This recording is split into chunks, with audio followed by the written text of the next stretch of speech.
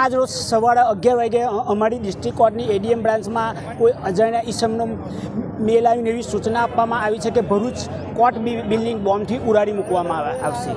તે સૂચના ડિસ્ટ્રિક્ટ જજ સાહેબ દ્વારા અમને મળતા અમોએ અને અમારી ટીમે સર્વેએ ભેગા મળીને આખી કોર્ટ બિલ્ડિંગ ખાલી કરાવી દીધી છે અને બધા પક્ષકારોને પણ સૂચના આપી દેવામાં આવી છે કે જ્યાં સુધી આગામી કોઈપણ પ્રકારની સૂચના ન મળે ત્યાં સુધી કોઈપણ વ્યક્તિએ કે અથવા મારા વકીલ મિત્રોએ કોર્ટ બિલ્ડિંગમાં પ્રવેશ કરવો નહીં। અને અમોએ દરેક કોર્ટને એવી જાણ પણ કરી દીધી છે કે જે વકીલ સાહેબનું ને પક્ષકારનું કામ જે પરિસ્થિતિમાં કે જે સ્થિતિમાં હોય એ સ્ટેજ રાખવા માટે અમોએ વિનંતી બધાને કરી દીધી છે। હાલમાં કોર્ટમાં શું ચાલી રહ્યું છે?